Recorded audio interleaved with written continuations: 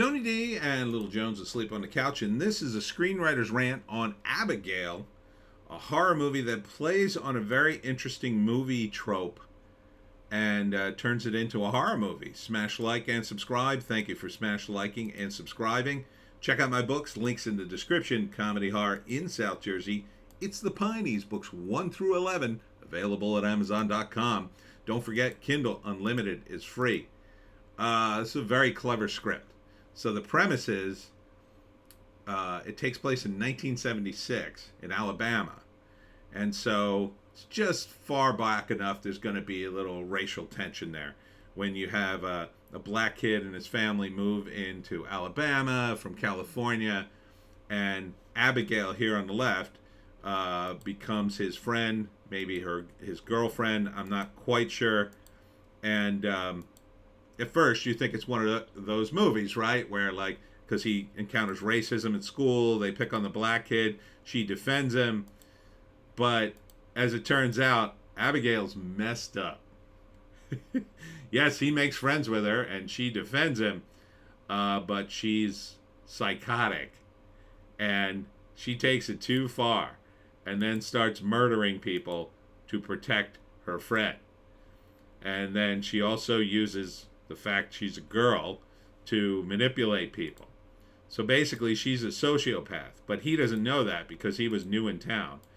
And she befriends him at first, and he thinks, oh, okay, well, she's going to be like my friend and a girlfriend. And then she encourages, they're throwing rocks at somebody who, I don't know, annoyed him. But then at first she's protecting him against the local school jock, but really she's messed up and the mother can't control her. And by the end of the movie, she is gone cuckoo bananas. She gets him roped into like taking revenge on the bullies, right? And at first you could see how that would be kind of a positive thing, right? Like these guys bully him and she teaches him to stand up for himself, but then she just keeps taking it further and further. No, it's not enough. We got to get revenge. No, we got to harass them. And then the bullies become the victims in their own weird way, right? Yeah. And then the movie turns around. Yeah, that's an interesting plot twist, I think. So first act would be the kid moves into Alabama and meets Abigail. And she befriends him because she's kind of lonely and he doesn't know anybody. And then they go to school and here's the frame I wanted. They go to school and he gets picked on because he's black and he's a new kid, and Abigail defends him. And she's a good friend and she faces down the bully, and maybe they turn the tables on him. They corner him someplace, trick him, and then like beat him up or something, right? So first you're thinking, oh, okay, so this is kind of like a positive movie we've seen before, right? Like, oh, it's a movie, an anti-racism movie where, the white girl falls in love with a black kid in a place where they don't understand their love and blah, blah, blah, right? But that's not the kind of movie it is. So then in the second act, things start to escalate. Abigail, it's not enough that they sort of even the odds. Like, Abigail keeps pushing him. No, we got to do more. We can't let these guys push us around. We got to do more. And she keeps pushing him more and more. And eventually, like, the black kid's like, Abigail, this is too much.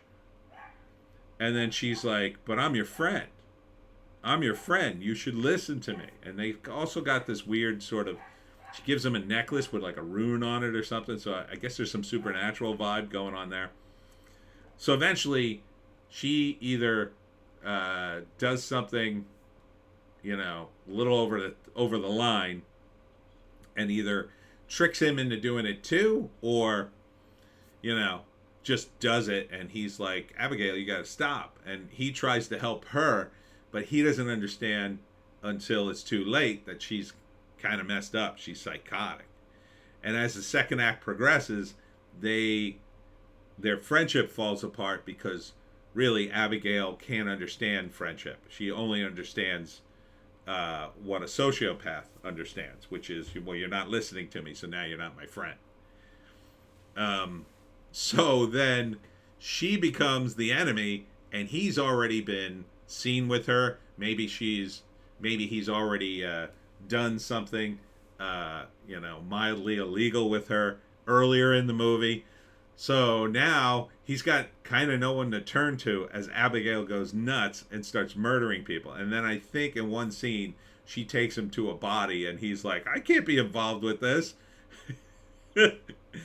And then she's like, but I did this for you, right? I did this for you. And now she, in the third act, Abigail turns against him.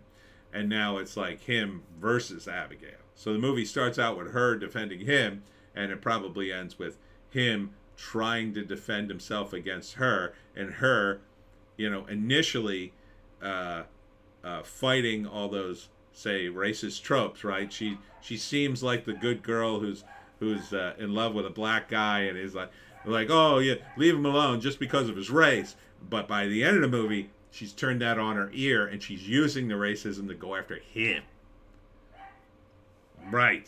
That's a crazy good way to portray an insidious sociopath, right?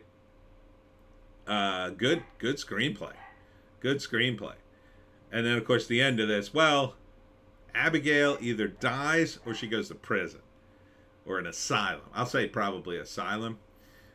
Now, a crazier movie would be that he dies somehow or gets so horribly injured he's in a coma or something and nobody ever finds out it was really all Abigail's. I doubt they're going down that path. It would be really dark if he ends up in jail for all the murders and Abigail skates away scot-free. But you could have an ending like that. It's more of an independent movie. But let's read the synopsis and see what they say. Okay. In 1976, troubled teen Abigail and her mother moved to a small town in Alabama. Oh, okay. So they moved to Alabama. I thought it was the black kid.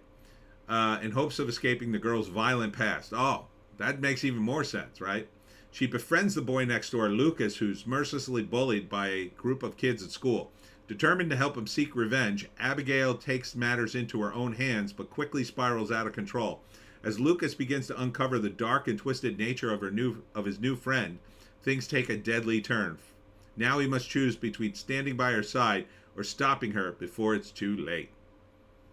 Yeah, good job. Good pitch. Written by Gunnar Garrett Jr. and directed by Melissa Vitella. Oh, I want to see this. This is exciting. It's different. See, you just need to really think about things, right? This is a thoughtful screenplay. I know it's a horror movie, it's a slasher movie, whatever, but it's a different twist, right? And what a twist, right?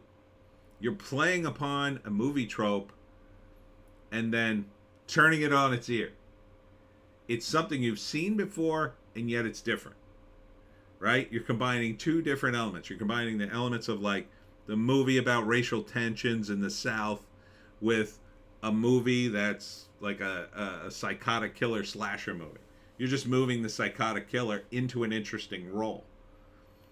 And yeah, I would totally say this. 100%. When is it playing? When does it start?